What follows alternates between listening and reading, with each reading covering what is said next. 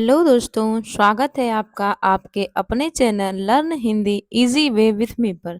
तो दोस्तों, आज हम लोग यूपी, एलटी, जीआईसी, जीडीसी की जो मेंस परीक्षा है, मुख्य परीक्षा है, जिसको हम लिखित परीक्षा के रूप में लिखना है, उसके अगले प्रश्न को लेकर आपके सामने उपस्थित हुए हैं। यदि हमारे सामने प्रश्न आ जाए कि हिंदी की शब्द संपदा पर विचार कीजिए या उसके शब्द स्वरूप को बताइए या समझाइए, और इसका उत्तर हमें 125 से 200 शब्दों में लिखना हो, तो हमें कैसे लिखना चाहिए, क्या हमारी स्ट्रेटजी होनी चाहिए। तो चलिए आपको मैं अपना प्रयास दिखाती हूँ और आपको बताती हूँ कि आपको भी इस तरह से लिखना लिखना है जिससे आपका उत्तर आकर्षक हो। देखिए, यदि प्रश्न आ गया कि हिंदी की शब्द संपदा के स्वरूप पर विचार कीजिए, तो हमको क्या करना है, कैसे लिखना है। तो सबसे पहले हम शब्द संपदा है, तो सबसे पहले तो हम शब्द बताएंगे कि शब्द क्या होता है। तो लिखे हेडिंग बना देंगे शब्द, और उसके बाद विवरण चिन्ह का निशान दे देंगे ताकि हम शब्द का विवरण दे दें शब्द क्या होता है। तो ध्वनियों कुछ में वर्णों के मेल से बने सार्थक शब्द समुदाय को हम क्या बोलते हैं, सार्थक समुदाय को हम क्या कहते हैं, शब्द कहते हैं। शब्द सार्थक निरर्थक दो प्रकार के होते हैं। हिंदी की शब्द संपदा का वर्गीकरण निम्नलिखित आधारों पर किया जा सकता है। अब किया जा सकता है, उसके बाद डैश दे दीजिए, और उसके बाद लिखिए कितने आधार पर किए जा सकते हैं। तो पहला है व्युत्पत्ति के आधार पर, दूसरा है रचना या बनावट के आधार पर, तीसरा है रूप या प्रयोग के आधार पर, चौथा है प्रयोग के संदर्भ के आधार पर। ये इन चार आधारों पे हमें बताना है कि हिंदी की में जो शब्द संपदा है, जो शब्द हम लोग प्रयोग करते हैं, वो कहाँ से आए हैं। सबसे पहले हम पहला बता दें, क्योंकि हमारे पास शब्द भी कम है, टाइम कम है, और शब्द का बंधन हमारे पास है कि हमको हमको 125 से 200 शब्दों के बीच में ही लिखना है, तो हमको उसी तरह से लिखना होगा। तो देखिए, अब हेडिंग बना दीजिए। उत्पत्ति के आधार पर शब्द के कितने भेद हैं, चार भेद हैं। इस चार को देखिए हमने अंडरलाइन कर लिया है ताकि एग्जामिनर की नजर उस पर पहुंचे। ठीक है, चार भेद होते हैं।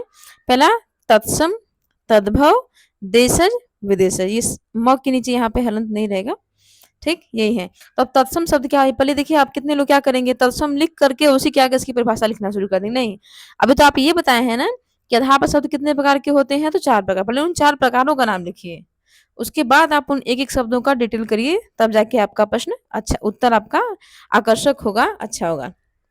तो देखिए, तत्सम शब्द क्या होता है।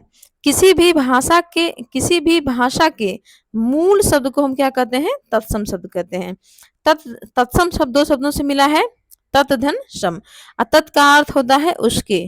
ठीक है, तत् का अर्थ क्या होता है, उसके।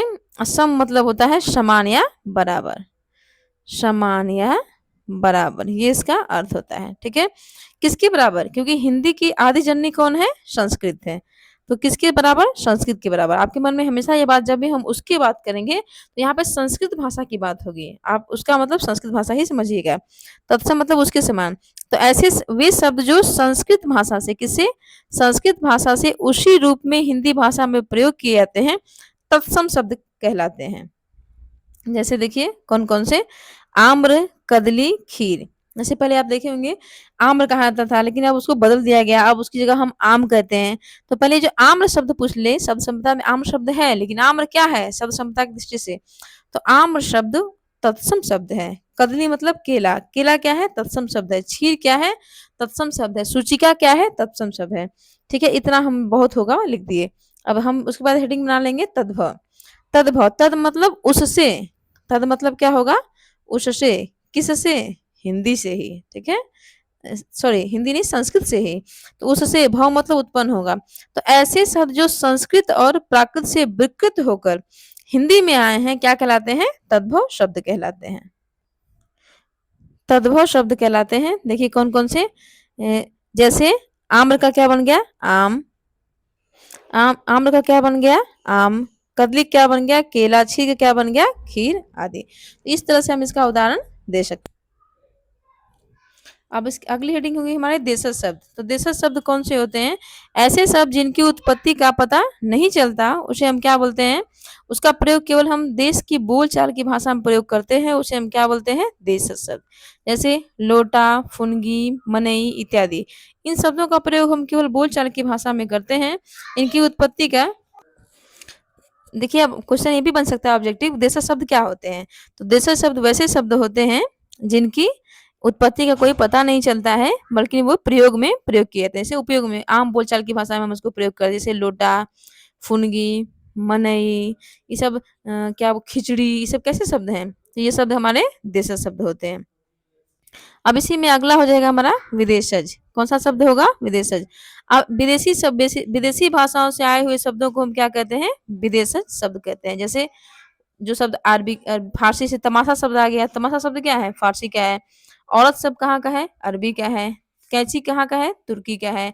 डॉक्टर क्या है? अंग्रेजी का है। ये शब्द हमारे हिंदी की शब्द संपदा में आते हैं, लेकिन ये शब्द कैसे शब्द होते हैं? विदेशी शब्द होते हैं। तो इस तरह से हमारा जो उत्पत्ति के आधार पर था, उसके आधार पर जो शब्द के 4 भेद थे वो पूरे हुए। अब हम रचना या बनावट की दृष्टि से शब्दों के आधार बताएंगे या उसके भेद बताएंगे। तो रचना या बनावट के आधार पर शब्द के कितने भेद हैं? 3। कौन-कौन से?